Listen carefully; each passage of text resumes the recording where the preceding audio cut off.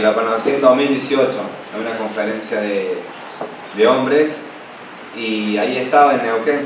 Y la primera vez que nos miramos me miró feo. Nada, me miró, nos miramos, saludamos. Y él, ahí yo me enteré, supe que era el pastor de la iglesia de Junín. Sabía que el pastor Luis sí se iba, hace tiempo venía diciendo que se iba a ir a Cuba. Y digo, ¿quién va a quedar allí? ¿No? Me daba curiosidad de quién iba a ser ese pastor. Y lo vi y dije, qué bueno, está el pastor Arfo. Va a quedar alguien ahí en la obra, que continúe. Entonces ahí nomás empezamos a hablar, conversamos y conocí también a los demás hermanos que lo acompañaban. Y después lo he visto en otras conferencias, en otro tiempo. Después vino para mí, yo fui para allá, para Junín, me aguantó durante 3 días ahí en el fin de. Fue muy lindo, la pasé hermoso también. Después, el año pasado, no sé si se acuerdan, él también estuvo acá en la ordenación, en el aniversario, él estuvo presente y bueno, ahora de vuelta. Le dijimos, vamos, tenés que venir el que viene. Y gloria al Señor, pasó un año pero rapidísimo y gloria al Señor que está aquí presente. Bueno, pastor, los niños van a ir con la hermana Janet allá, en la sala.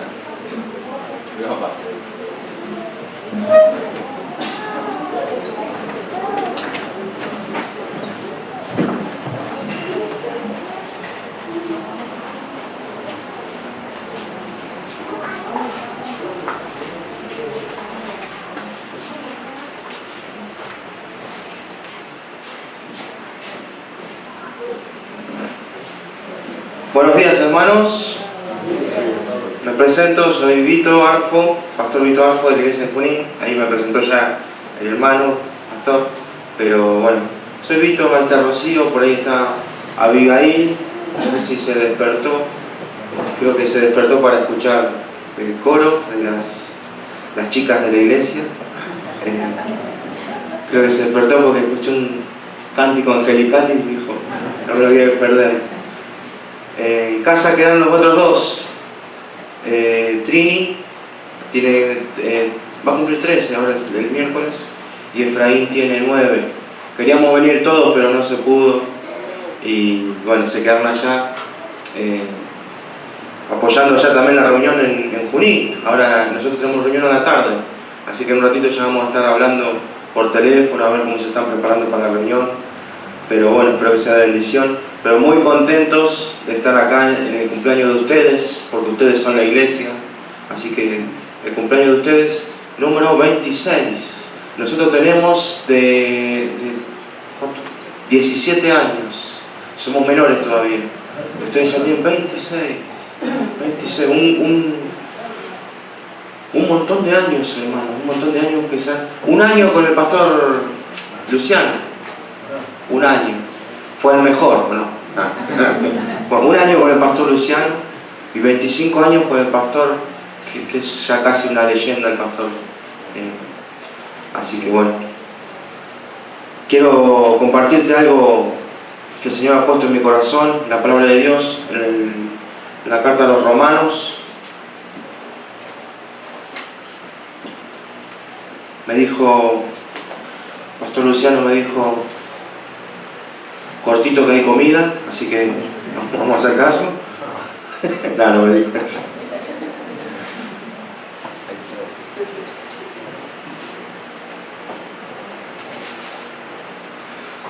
El libro de Romanos, la carta a los Romanos, fue escrita para los romanos. ¿Sí? Obvio. ¿Pero para qué romanos? Dice el capítulo 1, versículo 7. En el versículo 1 al 6 se presenta.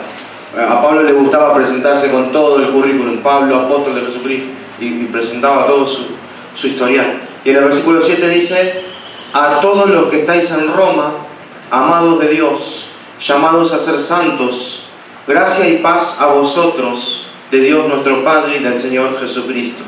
Entonces, ¿para quién iba la carta? para todos los que están en Roma. ¿Incluye al Papa? No, porque dice después, amados de Dios, llamados a ser santos. Específicamente, ¿a quién está hablando? A la iglesia en Roma, a la iglesia en Roma. Había una, había más de una, no tenemos certeza. Hay quienes dicen que había una sola, otros dicen que había más de una. La verdad no lo sabemos, pero realmente no importa mucho. Esos detallecitos, es lindo saberlo, pero al fin y al cabo lo importante es el contenido de la carta. Y qué nos puede servir para nosotros. Pero sí tenemos que pensar que a veces cuando leemos la carta a los romanos, pensamos, ¿qué es lo principal que me enseña? A ver, ¿quién sabe? Lo principal que me enseña Pablo en la carta a los romanos. Cuando yo quiero guiar a alguien a Cristo, ¿qué libro de la Biblia voy a usar? Por lo general, ¿no?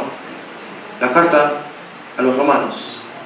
Cuando yo quiero pensar en algún versículo que me sirva para reforzar lo que es la seguridad de la salvación, ¿qué libro voy a usar? La carta a los romanos, por lo general. Y muchas veces uno dice, ¿quién conoce el famoso Camino de Romanos? ¿Han escuchado hablar del Camino de Romanos? ¿Qué es el Camino de Romanos? Es una serie de versículos que te van guiando. Si vos sos por ahí nuevito en la fe, alguien viene y te habla, o directamente ni siquiera sos creyente, alguien viene y te habla el Evangelio, te comunica el Evangelio a través del Camino de Romanos. O si vos sos por ahí más nuevito en la fe y querés compartir de Cristo a otros, la manera más fácil, la más conocida y la más práctica es a través del Camino de Romanos.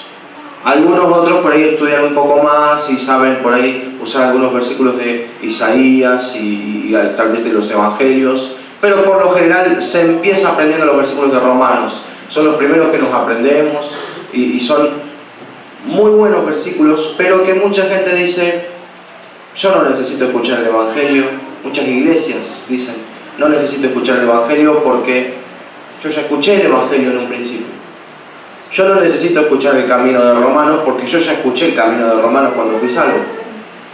Pero Pablo a los romanos, a la iglesia de Roma, sea una o sea las que sean, a los romanos llamados a ser santos, Pablo les manda una carta donde les muestra el Camino de Romanos. Obviamente no se llamaba el Camino de Romanos en ese momento, pero Pablo les enseña las principales verdades bíblicas acerca de la salvación. Quiero que me compartamos hoy rapidito las principales verdades bíblicas para ir después al tema en cuestión. Y quiero que prestes especial atención. No sé cuál será tu caso, pero en mi caso, en mi vida personal, siempre hay un versículo que te marca y es un versículo o un pasaje bíblico que cambia tu vida. Hoy te voy a compartir el versículo que ha cambiado mi vida y que ha sido de mucha bendición, muchísima bendición, no solo para mí y mi familia, sino para toda nuestra iglesia en Junín. Así que te voy a compartir algo que puede llegar a cambiar tu vida, según cómo lo tomes, o lo tomás o lo rechazás. Viste que a veces decimos, que el Señor hable en esta mañana. El Señor habla todos los domingos. Vos lo aceptás o lo rechazás, pero que habla siempre. Siempre que se habla en la Biblia, es el Señor que está detrás. Dice capítulo 3, Romanos capítulo 3, versículo 10. Y vamos a empezar el camino de Romanos, pero primero vamos a orar.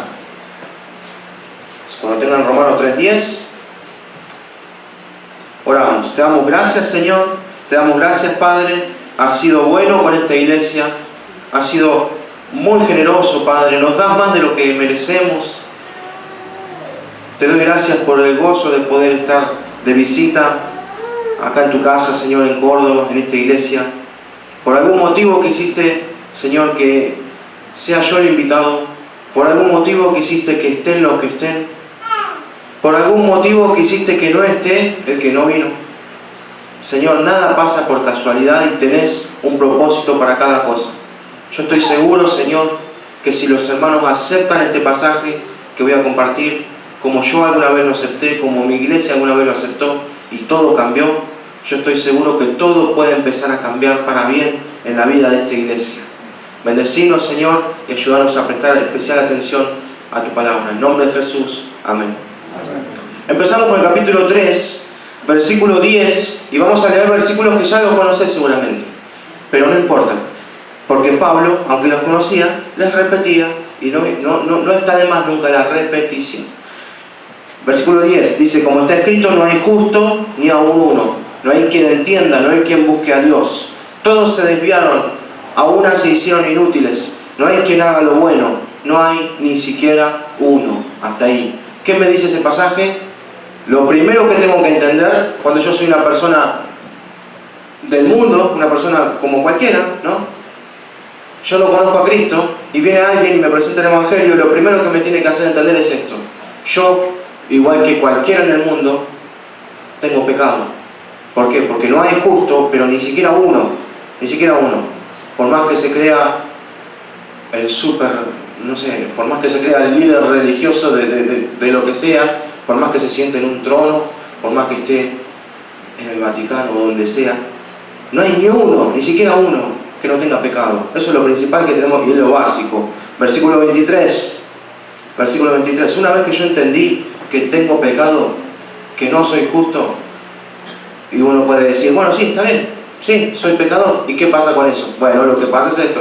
Versículo 23. Por cuanto todos pecaron, están destituidos de la gloria de Dios. ¿Qué me dice este versículo? Todos somos pecadores y por lo tanto estamos destituidos de la gloria de Dios. ¿Qué significa eso?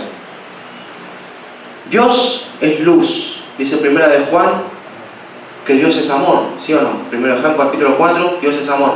Pero en el capítulo 1 dice Dios es luz. Primero es luz, después es amor. ¿Qué significa esto?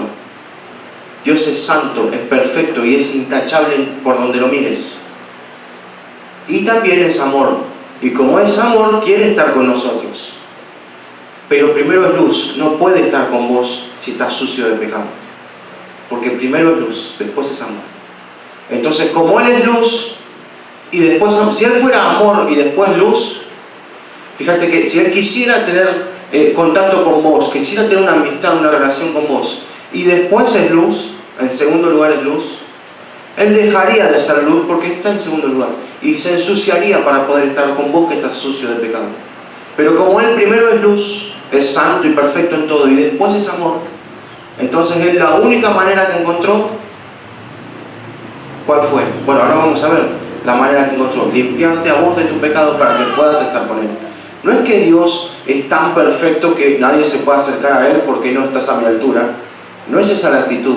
La actitud de Dios es: yo soy luz, yo soy perfecto, yo soy santo en todo y quiero que vos seas igual, pero tu pecado te impide llegar. Tu pecado te impide estar delante de la presencia de Dios. Son incompatibles. No es que Dios dice, no te quiero ver delante de mí. No, es que no podés, por más que quieras, no podés. Entonces Dios dice, bueno, hagamos algo. Quiero limpiarte, quiero empezar, darte una nueva oportunidad, empezar de nuevo, limpiarte del pecado totalmente, que quedes santo, puro, igual que yo, y podés estar en mi presencia. Entonces dice, por cuanto todos pecaron, están destituidos de la gloria de Dios. Tenemos la puerta del cielo cerrada para nosotros, por causa del pecado. Llegamos a Romanos 5, versículo 8, dice, mas Dios muestra su amor para con nosotros, en que siendo aún pecadores, Cristo murió por nosotros. Entonces, si Dios es primero luz y después amor, ¿cómo mostró su amor? En que siendo aún pecadores, Cristo murió por nosotros. Eso que nos hace a nosotros ser capaces de entrar en la presencia de Dios. Si Cristo murió por mí, yo ahora tengo la capacidad y tengo la autoridad y tengo el poder dado por Dios, no porque yo sea algo, porque yo era nada, pero tengo el poder, digamos, el poder en el sentido no que tengo un superpoder, sino el poder en el sentido de que tengo legalmente la autoridad para entrar delante de Dios. Para entrar delante de Dios. 5.8 dice, Dios muestra su amor para con nosotros, en que siendo aún pecadores, Cristo murió por nosotros. ¿Y por qué tuvo que morir Cristo? Bueno, eso lo responde el capítulo 6, versículo 23. Porque la paga del pecado es muerte. Porque la paga del pecado es muerte. ¿Qué dijimos en el primer versículo? No hay ni uno que sea justo. Todos tenemos pecado. En el segundo versículo dijimos, por cuanto todos pecaron, entonces no pueden entrar en la presencia de Dios. En el tercer versículo decimos, bueno, Dios muestra su amor enviando a su Hijo para que muera por nosotros y a través de su sacrificio podamos nosotros entrar a Cristo. Y uno dice, ¿por qué tuvo que morir? Por lo que dice el capítulo 6. Porque la paga del pecado que hablamos en el principio, la paga de ese pecado es la muerte. Es la muerte. O sea, vos te merecías una muerte tremenda, dolorosa y eterna. Yo me lo merecía, vos te lo merecías. Pero Dios mostró su amor para con nosotros, enviando a su Hijo para que muera en nuestro lugar. Cristo murió en lugar nuestro, para que nosotros no tengamos que pagar por eso. Ahora dice el 6.23, porque la paga del pecado es muerte, y después dice, más la dádiva. ¿Qué significaba dádiva? Un regalo. Más la dádiva de Dios es vida eterna en Cristo Jesús, Señor nuestro. Entonces, la paga del pecado era la muerte, pero ya Cristo murió por mí. Entonces ahora el regalo de Dios para mí es vida eterna en Cristo Jesús, mi Señor. Bueno, me está haciendo un regalo. ¿Cómo hago yo para recibir ese regalo? Me está extendiendo la mano con su regalo. ¿Cómo lo recibo, ese regalo de la salvación? Bueno, el capítulo 10 nos explica, en el versículo 9, cómo recibir ese regalo de la salvación. Dice que si confesares con tu boca que Jesús es el Señor y creyeres en tu corazón que Dios le levantó de los muertos, serás salvo. Porque con el corazón se cree para justicia, pero con la boca se confiesa para salvación. Y este es el versículo que usamos para decir dos cosas. Primero, tenés que orar. Por eso dice, confesar con su boca. Tenés que orar al Padre, hablar con el Padre. En segundo lugar dice, creyeres en tu corazón que Dios le levantó de los muertos. Tenés que no solo creer, sino que tenés que hacer esa oración de corazón. Una oración vacía y sin sentido y orar por orar no sirve. Tenemos que hacer una oración que llega al cielo. Pero hay gente que hace oraciones que llegan al techo. Y tenemos que entender la importancia de, no digo orar con lágrimas, con emoción, que no tendría nada de malo. No digo que necesariamente tenga que ser así. Digo que hay que estar convencido de lo que estoy haciendo, convencido de lo que creo y convencido de la oración que estoy haciendo, convencido de que Jesús murió por mí, convencido de que yo solo no podía.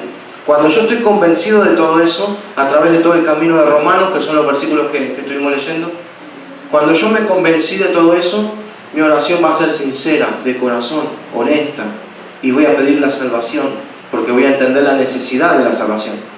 Necesito esa salvación.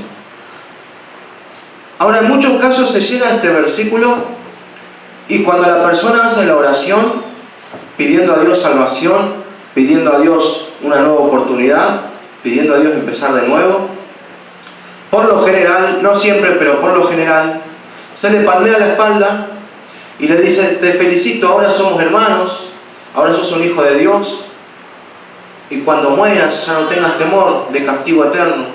El cielo es tan tuyo como mío, no porque lo hayamos ganado, sino porque lo heredamos, porque somos adoptados como hijos de Dios. Legalmente es nuestro, es nuestra herencia. No por mérito nuestro, pero somos hermanos. ¡Qué bueno, qué alegría! Somos hermanos. Bueno, ¿y ahora qué sigue? ¿Qué sigue ahora? Y eso es el tema. ¿Qué sigue ahora? ¿Qué sigue después de la salvación? La salvación es solo el primer paso de toda la vida cristiana. Es un paso importantísimo, no es cualquier paso, es fundamental, pero es solo el primero. ¿Qué sigue después? Dice el capítulo 12, versículo 3. Muchas veces pasamos de esa etapa de te felicito, ahora somos hermanos, buenísimo. Bueno, ahora, ¿qué tengo que hacer? Bueno, tenés que venir a la iglesia. Y si bien Pablo, en los primeros 11 capítulos de Romanos, él hablaba en términos singulares. Él hablaba de una persona. Él hablaba como si le hablara a una persona. Que no hay justo, que nadie es justo. Que la paga del pecado es muerte, la paga de tu pecado es muerte. El regalo de Dios para vos es vida eterna. Cristo vino y murió, o sea, Dios muestra su amor para con nosotros en que siendo aún pecadores, Cristo murió por nosotros. Casi como que de manera individual habla de la persona. Pero a partir del capítulo 12 empieza a hablar como si hablara de un grupo, en plural. ¿Y qué está haciendo? Como que esa persona que pasó por todo ese camino de Romanos, a partir de ahora se incorpora, o debería incorporarse, a la iglesia, a las reuniones de la iglesia, a las actividades de la iglesia, a las costumbres de la iglesia. Dice el versículo 3, lo primero que hay que dejar en claro antes de entrar es lo que Pablo dice acá. Dice, digo pues, por la gracia que me es dada, a cada cual que esté entre vosotros, que no tenga más alto concepto de sí que el que debe tener, sino que piense de sí con cordura, conforme a la medida de fe que Dios repartió a cada uno. Es lo básico. Si recibiste a Cristo, te felicito, somos hermanos, buenísimo. Ahora entras a la iglesia y no te pienses que ya sos más que los demás. Entender, ubicate, en otras palabras está diciendo Pablo, ubicate y no tengas más alto concepto de vos que el que deberías tener. Recordá quién sos, recordá de dónde saliste, de dónde hubo que rescatarte. Entonces vení y ubicate, está diciendo Pablo, ¿no? Dice después, porque de la manera que en un cuerpo tenemos muchos miembros, pero no todos los miembros tienen la misma función. Así nosotros, siendo muchos, somos un... Ya empieza Pablo a explicarle cómo funciona la iglesia. Somos como un cuerpo, y cada uno tiene su función. Como el cuerpo, cada parte del cuerpo tiene su función, en la iglesia cada uno tiene su función. De alguna manera le está diciendo, empezá a buscar a ver cuál va a ser tu función dentro del cuerpo. Y dice, versículo 6, de manera que teniendo diferentes dones, según la gracia que nos es dada, si el de profecía, úsese conforme. Ahí está diciendo, hay diferentes dones. Buscá cuál es el tuyo, buscá cuál es tu capacidad distinta que Dios te dio. Buscá en qué sos bueno, o en qué sos útil, o en qué te necesitaría la iglesia, por decir de una manera. Buscá en qué, no sé, hablar con un pastor, cómo están los grupos de limpieza.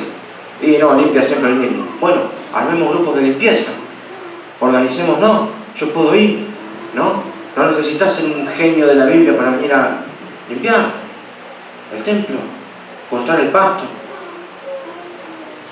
Cortar el pasto. Ahí vi el estado del pastor Luciano la semana pasada. Uno iba cortando el pasto ahí. Y yo digo, a mí me encanta que se sirva, me encanta, pero siempre son los mismos. No digo acá, la verdad, repito lo que dije ayer. Yo puedo hablar con libertad porque no los conozco. Así que nadie se puede sentir perseguido acá por algo que yo diga. Nadie se dé por aludido porque no sé cómo funciona la iglesia, no los conozco. Conozco a algunos, pero no conozco a todos. En mi iglesia tengo que cuidarme y no hablar con tanta libertad porque alguno va a decir, estás hablando de mí. Pero acá no, acá como no los conozco puedo hablar. Es un privilegio de ser visita. Pero pasa en todas las iglesias, y estoy seguro que acá pasa, que hay un grupo chico haciendo mucho. Un grupo chico que hace casi todo. Y el que iba cortando el pasto es el mismo que después lo vi limpiando, y es el mismo que después lo vi cargando la camioneta, y es el mismo que lo vi llevando a chicos en colectivo, y es siempre el mismo. Y yo digo, bueno, evidentemente pasa en todos lados. Pasa en todos. Hay un grupo chico que hace todo. Y después hay muchos que a veces apoyan cuando pueden, cuando tienen tiempo, cuando se da.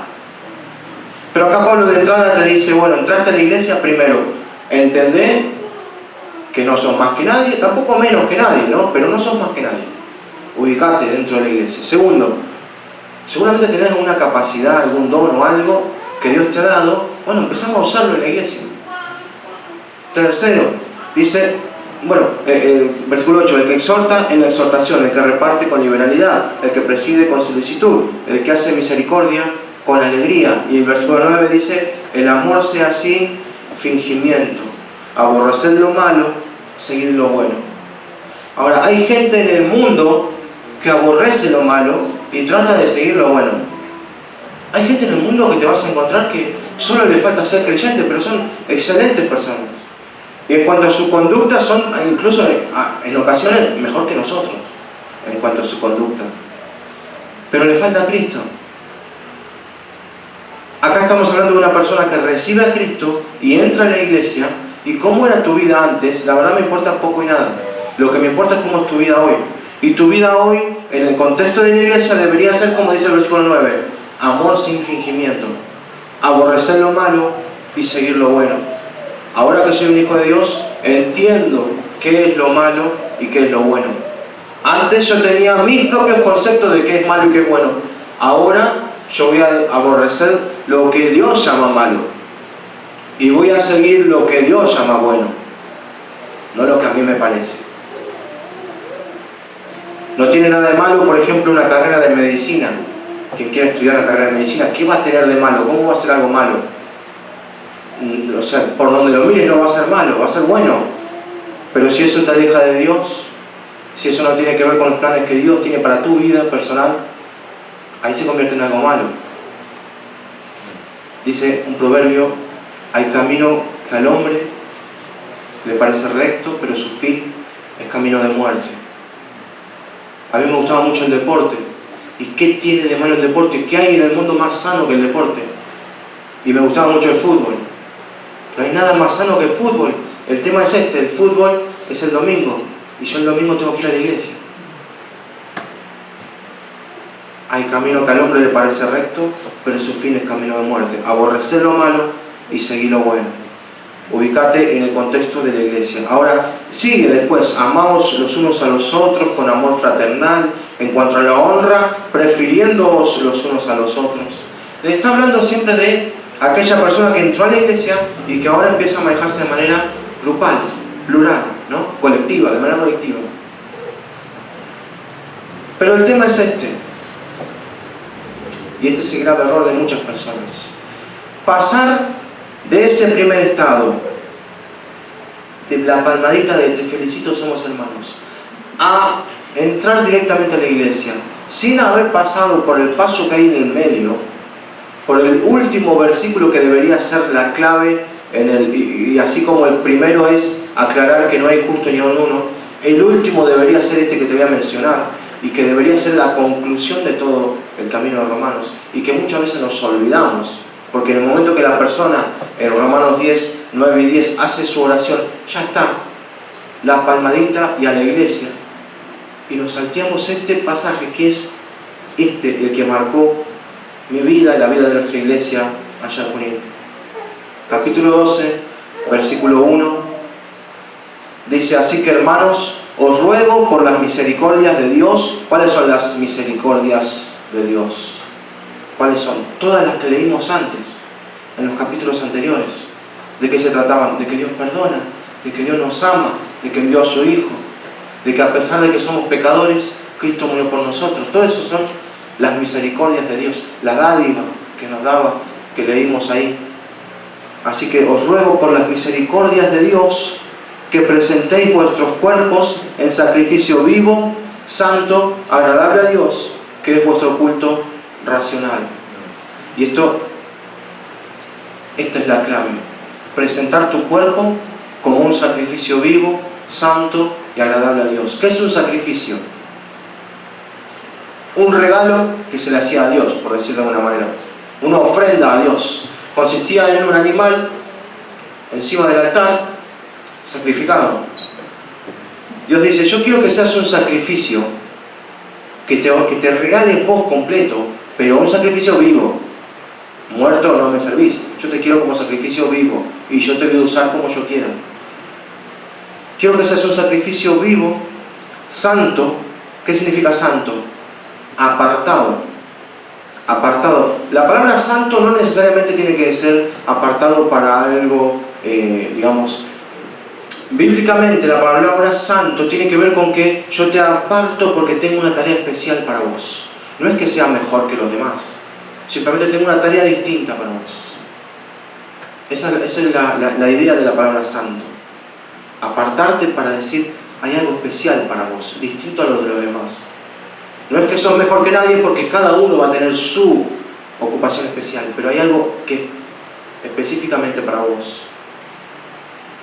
Sacrificio vivo, santo, agradable a Dios, que es vuestro culto racional. No es el culto emocional, no es un culto es un culto racional, o sea, es algo que se tiene que entender racionalmente. Y el versículo 2 lo aclara un poquito más. Dice, no os conforméis a este siglo, que significa no tomes la forma del mundo hoy en día, sino transformaos por medio de la renovación de vuestro entendimiento. Transformate por medio de la renovación de tu entendimiento. Está aclarando lo de culto racional. ¿Qué significa la renovación de tu entendimiento? Vos eras una persona que iba por la calle y alguien te habló de Cristo y arrancó ahí en Romanos 3 y te guió por todo el camino de Romanos, terminaste haciendo esa oración. Ahora en el capítulo 12 vemos que dice, no te conformes a este siglo, sino transformate por medio de la renovación de tu entendimiento. Hace 2 minutos tu entendimiento era otro, tu manera de ver la vida, tu manera de ver las cosas era otro. Ahora que entró esta nueva información en tu mente, que es el Evangelio, es como que alguien puso un pendrive y entró información nueva. El tema es este, la información está acá adentro, por fuera soy igual. Puedo hasta ponerme una camisa y corbata y voy a la iglesia, pero yo sé que soy igual, que no cambié. Lo único que cambio es que ahora conozco cosas que antes no conocía. Hubo una renovación de mi entendimiento. Y Pablo lo que está diciendo es, transformate por medio de la renovación de tu entendimiento. Convertite en eso que ahora hay en tu mente. Y en tu mente ahora hay cosas como, bueno, la iglesia es buena, los hermanos los voy a preferir, como dice ahí, prefiriéndonos unos a otros. Los voy a amar sin fingimiento. Sí, bueno, buenísimo, pero todo está en tu mente. No te convertiste en eso. Hay un proceso y lleva un tiempo, lleva su tiempo. Donde vos pasás de solo información que entró a convertirte realmente en ese cristiano que deberías ser. Dice, convertiste por medio de la renovación de tu entendimiento. ¿Qué pasa si yo no logro esto? ¿Qué pasa si yo no logro esto? Si yo no logro esto, paso de la palmadita en la espalda a decir, somos hermanos, derecho a la iglesia, y entro a la iglesia a servir, entro a hacer amistades, pero sin un propósito y sin un porqué. Y no entiendo para qué, y no entiendo qué hago acá, y no me entregué en un 100% al Señor. Este capítulo 12, los primeros 2 versículos en Romanos, lo que me explican es eso, una entrega de un 100% al Señor. Hay personas que están 10, 12, 15 años dentro de la iglesia y no hacen una entrega de un 100% al Señor. Su entrega es parcial. Incluso pasan de esa palmadita en la espalda donde ahora somos hermanos, entran a la iglesia a los versículos 3 y 4 donde dice ninguno se crea más que los demás, donde dice por ejemplo la iglesia es como un cuerpo y cada uno tiene su función. Pasan directamente a eso, pero no hicieron una entrega absoluta de su ser a Dios. Cuando vos haces una entrega total y absoluta a Dios, donde ya no te guardás nada, donde cada rinconcito de tu ser, porque vos le diste a Dios tu corazón y decís palabras como, Señor, soy tuyo y me entrego, muy lindo, pero en el fondo, en la intimidad más profunda de tu ser, hay rinconcitos que guardaste para vos, para tu momento de... Viste que el cerdo cuando lo lavás vuelve a revolcarse en el barro. Bueno, para tus momentitos de volver a revolcarte en el barro, ahí te guardaste tus sectores oscuros dentro tuyo, que no entregaste. Y no es que no lo entregaste porque no se te enseñó que se debía hacer. No es que no lo entregaste tampoco porque no lo entregaste porque sos el peor del mundo. Es algo normal, es algo que pasa, es algo habitual. Pero así como es normal, tenemos que dejar de hacerlo. Viene mi hijo de la escuela y se peleó con un compañerito. Y yo, bueno, obviamente lo voy a corregir porque eso no está bien. Pero tampoco me voy a escandalizar porque es normal. ¿Sí o no? Es normal. Los chicos de la escuela a veces se pelean, es normal. Obviamente también es normal, o no sé si es muy común hoy en día, pero lo normal es que un padre lo corrija y le enseñe que eso no se hace. Pero tampoco me voy a volver loco. Está dentro de lo normal, lo entiendo. Dios te ve a vos como un padre y dice, este no se entregó en un 100%. Yo sé que hay sectores oscuros dentro de este hermanito, que todavía no me entregó. pero Dios no va a mandar un rayo que te parta en medio. No, Dios dice, es normal, ya va a entender, con el tiempo, estudiando, participando en las cositas de la iglesia, recibiendo tal vez un día una palabra especial, tal vez un día la cabeza le haga un clic y lo entiende y se entregue. Pero mucha gente pasan años y años y años y está dentro de la iglesia viviendo una doble vida. Por un lado soy cristiano, me pongo el disfraz de cristiano y vuelvo a casa y soy yo de vuelta. Y no se hizo una entrega de un 100% a las cosas de Dios. Hay mucha gente que pasa años dentro de la iglesia y no tiene ni idea, pero ni idea de qué es lo que Dios quiere para su vida. ¿Y cuáles son los planes de Dios para tu vida? Y escuchaste 1000 veces eso de que Dios tiene planes para tu vida, sí, hermoso. ¿Y cuáles son? No, ni idea. Que venga a la iglesia. Bueno, esos son los planes para la vida de todos. Dios quiere que todos vengan a la iglesia. Pero Dios tiene planes específicos para tu vida. Bien puntuales y bien específicos. ¿Y cuáles son? Yo no sé cuáles son los planes de Dios para tu vida. Sí sé cuáles son los planes de Dios para mi vida. Intento cumplirlos. Pero no sé vos. Y tal vez hay muchos acá que digan, yo la verdad no tengo ni idea qué quiere Dios de mí. ¿Por qué tenemos todavía esas dudas? Porque no hubo una entrega de un 100% al Señor. Cuando hay una entrega absoluta, total y del 100%, dice al final del versículo, ¿para qué voy a hacer esto de transformarme por medio de la renovación de mi entendimiento? Para que comprobéis cuál sea la buena voluntad de Dios, agradable y perfecta. La buena voluntad de Dios, agradable y perfecta. Yo solo la voy a descubrir si entrego mi vida en un 100% al Señor. Si no fue así, Dios no me va a revelar sus secretos más profundos, aunque sean secretos para mí, que son especiales para mí. No me los va a revelar si yo estoy viviendo una doble vida como cristiano. No se va a tomar el tiempo. Dios no me va a dar el segundo paso, no me va a mostrar el segundo paso si todavía no di el primero. Yo pude haber orado, pero no me entregué en un 100%. Hay sectores de mí que todavía guardo. Y si yo a mi hijo le digo, ordename la pieza y va a haber un premio, un helado. Bueno, pero él no va a ordenar la pieza. Por más que venga a reclamar helado, yo no le voy a dar. Y él me diga, no quiero ordenar la pieza. Si querés te limpio el patio, si querés te ordeno lo que vos necesites, pero dame ese helado. La pieza no me gusta la pieza. No son así las cosas. No funciona así. Dios tiene planes, Dios tiene un tiempo para cada cosa, y hay gente que pasó de convertirse en un hijo de Dios, saltó directamente a participar en las actividades de la iglesia. Y no pasó por esa etapa de entrega absoluta y total de su ser al Señor. Entonces es como el hijo que no ordenó la pieza, pero se fue a ordenar el patio, a cortar el pasto. Me hizo todo, perfecto, pero yo no te pedí nada de eso. Yo te pedí que me limpies la pieza. ¿Qué significa limpiar la pieza? Que no solo que va a quedar limpita la pieza, la habitación, sino que también significa que se está quebrando su mala postura, su mala voluntad delante de mí, que se está humillando y está obedeciendo a su Padre, porque es lo que se corresponde. Cuando Dios te dice yo quiero una entrega total y absoluta, por un lado va a ser bueno para vos, por donde lo mires, va a ser bueno para vos, pero por otro lado le estás diciendo a Dios, es lo que vos querías de mí, yo estaba haciendo cualquier cosa, pero estaba perdiendo mi tiempo. Vos no me querías limpiando la iglesia, vos me querías arrodillado, llorando y entregando mi ser a vos, y después vengo a limpiar la iglesia. Pero yo me fui a limpiar la iglesia primero.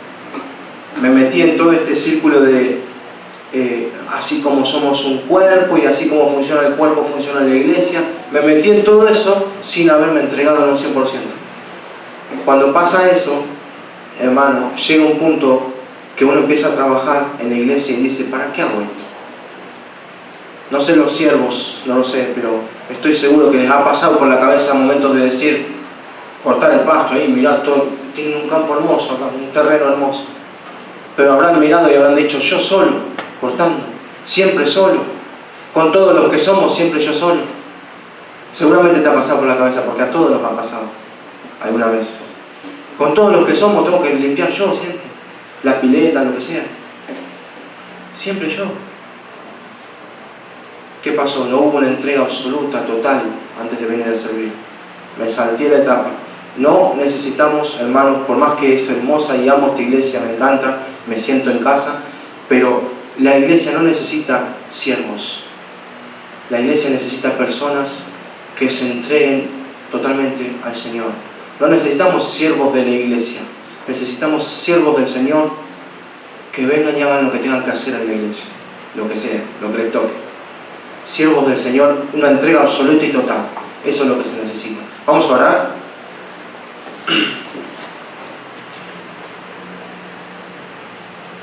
Te damos gracias, Señor. Te damos gracias, Padre. Te damos gracias por los 26 años de esta iglesia. Pero, Señor, te doy gracias porque veo muchos siervos. He visto mucha gente trabajando codo a codo con el pastor. Hombres y mujeres, hasta niños, Señor, todos sirviendo. He visto a muchos sirviendo. Yo no los conozco, Señor. Yo no los conozco a todos. Conozco a algunos. Pero yo te pido, Señor, si hay dentro de este grupo personas que todavía no se entregaron en un 100% a ti, yo te pido, Padre, que hoy sea el día donde tomen esa decisión. Donde se entreguen absolutamente, y todos esos sectores oscuros dentro suyo que se guardaron para esos momentos de volver a revolcarse en el barro, que los entreguen hoy, Señor, que los entreguen hoy. Llenarnos con tu luz, porque hay lugares, rinconcitos muy oscuros dentro. Incluso como leíamos ayer, hay pecados que ni sabemos que tenemos. Llenarnos con tu luz y iluminar todo dentro, Señor. Mostrarnos todo, cada detallecito, cada rinconcito, para que podamos ver lo que está mal. Aunque nos avergüence, Señor, aunque nos avergüence, porque queremos empezar a limpiar todo lo que está mal en nosotros. Queremos llenarnos de tu presencia, queremos una entrega absoluta, en un 100%. Yo entendí el Evangelio clarito, pero no me convertí en eso. Mi mente cambió porque entró nueva información, pero no me transformé en eso. Simplemente me disfrazo y vengo el domingo a la iglesia. Me disfrazo de creyente. Señor, hay gente en esa situación. Yo no sé si es acá, en esta iglesia, pero hay mucha gente en el mundo en esa situación. Vos no querés siervos de la iglesia, Señor. Vos querés siervos tuyos. Y eso es lo que queremos hoy decirte, Padre. Convertirnos en siervos tuyos. Humillarnos delante de tu presencia. Quebrantarnos, Señor, delante de tu presencia. A veces somos duros de servicio. Queremos venir y trabajar, porque es más fácil trabajar y venir a limpiar y tal vez venir a construir o venir a ayudar en una actividad. Tal vez eso es más fácil que arrodillarse, orar, clamar por perdón. Es más fácil, Señor, venir a trabajar que reconocer lo que somos por dentro y empezar a cambiar.